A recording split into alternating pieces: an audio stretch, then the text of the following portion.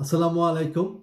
Ami Abdullah Al Mamun, Solicitor of the Senior Courts of England and Wales, Birmingham based office Saeed's Law Care Solicitors আমি কাজ করছি। আমি specially কাজ করছি UK immigration, asylum, human rights, British nationality, EU law, welfare benefits, divorce, family matters. আমি প্রায় এই digital প্ল্যাটফর্মের মাধ্যমে চেষ্টা করি আপনাদের সামনে কিছু ইনফরমেশন তুলে ধরার জন্য, স্পেশালি ইউকে ইমিগ্রেশন সংক্রান্ত যে তথ্যাদি আমি বেসিক ইনফরমেশন আপনাদের সেবায় উপস্থাপন করে থাকি।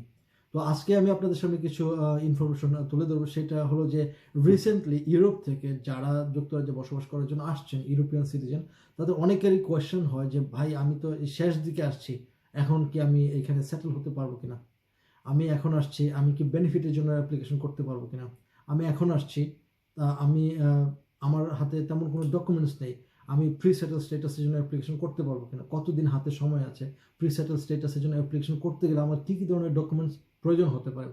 তো আমি আজকে আপনাদের সামনে কিছু গাইডেন্স অথবা কিছু আমি বলবো যে হোম অফিসে আপনাদের সম্পর্কে কী ধরনের ইনফরমেশন দেওয়া আছে এই কোশ্চেন আনসারগুলো, সেইগুলো আমি আপনাদের সামনে তুলে ধরার চেষ্টা করব। দেখেন, আপনারা যারা এখন আসছেন যুক্তরাজ্যে ইউরোপ থেকে, ইউরোপিয়ান সিটিজেন বসবাস করার জন্য, তাদের ক্ষেত্রে বলা হচ্ছে যে আপনাদের যেই প্রি সেটেল স্টেটাসের জন্য অ্যাপ্লিকেশন করার ক্ষেত্রে সেটা বলা হচ্ছে, আপনি যদি প্রি সেটেল স্টেটাসের জন্য অ্যাপ্লিকেশন করতে চান, you must be in the UK by 31st of December 2020। তো আপনি যদি 31শে ডিসেম্বর 2020-এর মধ্যে যুক্তরাজ্যে এসে থাকেন, আর আপনি যদি 30শে জুন 2021-এর পরে যুক্তরাজ্যে বসবাস করতে চান এবং কন্টিনিউ থাকতে চান এই দেশে, সেক্ষেত্রে আপনাকে এনকারেজ করা হচ্ছে যে প্রি সেটেল স্টেটাসের অ্যাপ্লিকেশন করার জন্য আন্ডার ইউ সেটেলমেন্ট স্কিম। তো এই ইউ সেটেলমেন্ট স্কিমের আন্ডারে অ্যাপ্লিকেশন করার যে পূর্ব শর্তটা, আপনি তো এর মধ্যে আমি বলছি যে যদি আপনি যুক্তরাজ্যে বসবাস করতে ইচ্ছুক থাকেন আফটার 30th of June 2021, সেক্ষেত্রে আপনাকে প্রি সেটেল স্টেটাসের জন্য অ্যাপ্লিকেশন করতে বলা হচ্ছে। তার মানে কি, আপনি যখন প্রি সেটেল স্টেটাসের জন্য অ্যাপ্লিকেশন করছেন, আপনাকে যুক্তরাজ্যে থাকার পারমিশন দেওয়া হচ্ছে। এটাকে আবার বলা হচ্ছে যে লিমিটেড লিভ টু রিমেইন। তো এই যদি আপনার প্রি সেটেল স্টেটাস থাকে, সেক্ষেত্রে আপনি কী কী ধরনের সুযোগ সুবিধা আপনি বুক করতে পারবেন, আমি এটাও তুলে ধরবো, এবং আমি আপনাদের সামনে এটাও বলবো যে আপনাদের কী কী ধরনের ডকুমেন্টস প্রয়োজন হয়। এখন আমি আপনাদের সামনে এইটুক আগে বলে নিই যে আপনাদের যারা সেটেল স্টেটাস অথবা প্রি সেটেল স্টেটাস আছেন, তাদের সম্পর্কে কী বলা আছে, আপনাদের অধিকার কতটুকু এই সম্পর্কে এখানে বলা আছে যে যদি আপনার সেটেল স্টেটাস অথবা প্রি সেটেল স্টেটাস থেকে থাকে, সেই ক্ষেত্রে আপনি কি করতে পারবেন, যুক্তরাজ্যে কাজ করতে পারবেন, NHS এর যে সুযোগ সুবিধা ফ্রি সেটা আপনি নিতে পারবেন। তারপর বলা হচ্ছে এডুকেশনে, যে পড়াশোনায় আপনি নতুন করে এনরোল হতে পারবেন অথবা কন্টিনিউ করতে পারবেন আপনার পড়াশোনা যেটা করছেন। তারপর access public funds such as benefits and pensions if you are eligible for them, travel in and out of the UK. তো আপনি বেনিফিটের যে অ্যাক্সেস, যে পেনশন, সেগুলো যদি আপনি এলিজিবল হন, আপনি কী করতে পারবেন, এইগুলা অ্যাপ্লিকেশন করতে পারবেন আপনি বেনিফিটের জন্য অথবা পেনশনের জন্য যদি আপনি এলিজিবল হন। তারপর আপনি যুক্তরাজ্যে আসা যাওয়া করতে পারবেন। তো এখানে দেখেন বলা আছে যে আপনি কী ধরনের সুযোগ সুবিধা আপনি পেতে পারেন আপনি প্রি সেটেল স্ট্যাটাস থাকলে। এবং এটাও হয়তো আপনাদের কনফিউশন এর মধ্যে ক্লিয়ার হয়েছে যে আপনারা যারা এখন আছেন যুক্তরাজ্যে এবং যারা আসছেন, এখনও আসছেন, এবং বিফোর 31st of December 2020 যারা আসবেন, তাদের ক্ষেত্রে একই কথা যে আপনাদেরকে কী করতে হবে, প্রি সেটেল স্টেটাস অ্যাপ্লিকেশন করতে হবে এবং প্রমাণ করতে হবে আপনারা অ্যাটলিস্ট 31st of December 2020-র মধ্যে আপনারা যুক্তরাজ্যে প্রবেশ করেছেন। এবং সেখানে বলা হচ্ছে যে এটা আরেকটা লাইন একেবারে সুন্দর করে ক্লিয়ারলি বলা আছে যে to apply for pre settle status you will need to upload evidence that you were in the UK for at least 1 day before 31st of December 2020।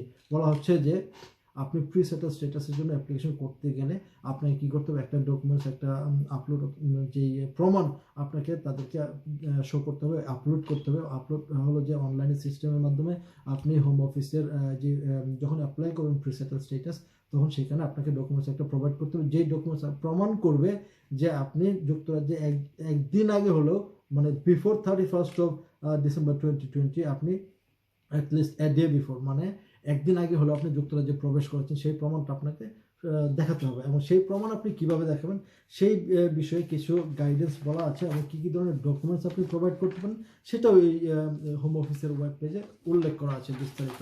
তো আমি চেষ্টা করবো আপনাদের সামনে বলার জন্য যে কী কী ধরনের ডকুমেন্টস আপনার প্রয়োজন হয়। এবং এর মধ্যে আরেকটা জিনিস বলে রাখা উচিত, যারা যুক্তরাজ্যে অলরেডি বসবাস করছেন এবং 5 বছর হয়ে গেছে, তারা অ্যাপ্লিকেশন করলে আপনারা হয়তো এর মধ্যে জানেন যে আপনার সেটেল স্ট্যাটাস পেয়ে যাবেন, অথবা সেটেল স্ট্যাটাস অনেকেই পেয়েছেন। আর যারা না করে থাকেন অথবা করেননি এখনও, তারা আপনারা অ্যাপ্লিকেশন করে নিতে পারেন যদি আপনারা যুক্তরাজ্যে 31st অফ যেটা বলা হচ্ছে যদি আপনারা 30th of June 2021 পরে যুক্তরাজ্যে বসবাস করতে চান। তো এখন আমি আপনাদের সামনে বলবো যে কী কী ধরনের ডকুমেন্টস আপনার প্রয়োজন হয় যদি আপনারা যারা রিসেন্ট আসছেন তাদের জন্য হয়তো শর্ট পিরিয়ড অফ টাইম, যে অল্প সময়ের যে ডকুমেন্টসগুলো সেইগুলো কী কী ডকুমেন্টস হোম অফিস অ্যাকসেপ্ট করতে পারে। আমি পড়ে যাই এক এক করে, তাহলে আপনারা বুঝতে পারবেন, আমার সুবিধা হবে আপনাদের জন্য।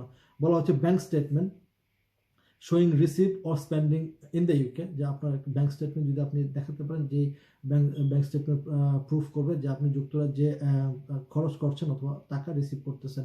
তারপর pay slip for UK based job, তারপর water gas or electricity bill showing UK address, তারপর বলা হচ্ছে landline mobile telephone or TV internet bill showing UK address, তারপর ডোমেস্টিক বিল থাকতে পারে, card or letter from GP, hospital or other healthcare professional confirming appointments you have made or attended. তারপর letter from government department যেরকম public service charity that show you dealt with them on a particular date or for a particular period. Letter হতে পারে job centre plus থেকে, citizen advice থেকে। তারপর passport stamp confirming entry at the UK border, used travel ticket confirming you entered the UK from another country, invoice for work you have done in the UK and evidence of payment. তো এখানে দেখেন যে একেবারে ছোট ছোট জিনিসগুলো আপনাকে সুযোগ দিচ্ছে যে আপনি যে ট্রাভেল করে আসছেন, ট্রাভেল টিকিট, বোর্ডিং পাস, এগুলো যদি প্রমাণ করতে পারেন। তারপর ইনভয়েস, আপনি এখানে কাজ করেছেন অথবা টাকা পয়সা আপনি রিসিভ করেছেন, এই যে অথবা কিংবা এই যে পাসপোর্টে যদি আপনি স্ট্যাম্প শো করতে পারেন। অনেক সময় নন ইউরোপিয়ান ন্যাশনাল যারা ইউকেতে প্রবেশ করছেন, as a family member of EU citizen, তাদেরকে অনেক সময় পাসপোর্টে যে স্ট্যাম্প দেওয়া হচ্ছে সেই স্ট্যাম্প আপনি ইউজ করতে পারেন। তারপর যারা অলরেডি অনেকদিন যাবত যুক্তরাজ্যে আছেন তাদের ক্ষেত্রে আরও কিছু ডকুমেন্টস, যেরকম লঙ্গার পিরিয়ড যদি আপনি প্রমাণ করতে চান, সেক্ষেত্রে আপনি অ্যানুয়াল ব্যাংক স্টেটমেন্ট দিতে পারেন, লেটার ফ্রম ইউর এমপ্লয়ার, তারপর কাউন্সিল ট্যাক্স, লেটার ও certificate from school, college, university. তারপর আছে invoice for fees from your school, college, documents showing that UK address from student finance body in England, Wales or Scotland or Northern Ireland, or from the student loans company. তারপর residential mortgage statement, rental agreement, letter from a registered care home confirming your residence here, employer pension contribution. তো এখানে এই যে ডকুমেন্টসগুলো আপনি যেই documents আপনি প্রমাণ করতে পারেন যে যুক্তরাজ্যে আপনি অবস্থান করছেন, অ্যাটলিস্ট যেটা বলা হচ্ছে at least 1 day before of 31st of December 2020। তো এখানে যারা এখন আসছেন তাদের হয়তো অনেকেরই ব্যাংক স্টেটমেন্ট অথবা পে স্লিপ, আরও অনেক যেই ডকুমেন্টসগুলো আছে DWP অথবা HMRC থেকে, এগুলো হয়তো ম্যানেজ করা সম্ভব হবে না, এটা একটু বেশি সময় লাগতে পারে। সেক্ষেত্রে আপনাদেরকে যেরকম একটা সুযোগ অথবা আমি বলবো যে একটা অপশন দেওয়া আছে যে আপনারা আপনাদের ট্রাভেল টিকিট আপনারা ইউজ করতে পারবেন।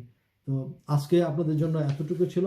যদি আবারও কোনো ধরনের কোয়েশ্চেন থাকে অথবা কোনো ধরনের আপডেট আমি পাই, আপনাদের সামনে আবারও তুলে ধরার চেষ্টা করব। আমি শেষ করার আগে আমি একটু বলে নিই যে আপনাদের সামনে এই যে আমি ইনফরমেশন প্রায়ই চেষ্টা করি আপনাদের সামনে উপস্থাপন করার জন্য, এটা নিছক আমি বলবো যে একেবারেই আপনাদের সামনে আমার ব্যক্তিগত প্রচেষ্টা, আপনাদেরকে বেসিক ইনফরমেশন দিয়ে, জেনারিক ইনফরমেশন দিয়ে সেবা করার জন্য, কোনো রকম লিগ্যাল অ্যাডভাইস সেশন না। যদি আপনাদের কোনো ধরনের পার্টিকুলার স্পেসিফিক অ্যাডভাইস প্রয়োজন হয়, আমি বলবো যে আপনারা প্লিজ আপনাদের যারা লিগ্যাল কনসালটেন্ট আছে, যারা এই বিষয়ে কাজ করে, তাদের সাথে যোগাযোগ করুন, তাদের সাথে পরামর্শ করে তারপর আপনারা কাজ করুন। এবং আরেকটা জিনিস হলো, খুবই গুরুত্বপূর্ণ জিনিস, যে ইউকেতে যে ইমিগ্রেশন রুলস অ্যান্ড রেগুলেশন, এটা প্রায়ই চেঞ্জ হয়।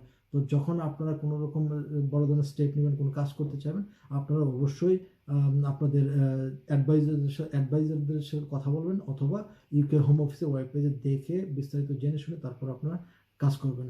আজকে আপনাদের জন্য এতটুকু। সবাই ভালো থাকবেন, সুস্থ থাকবেন। আসসালামু আলাইকুম।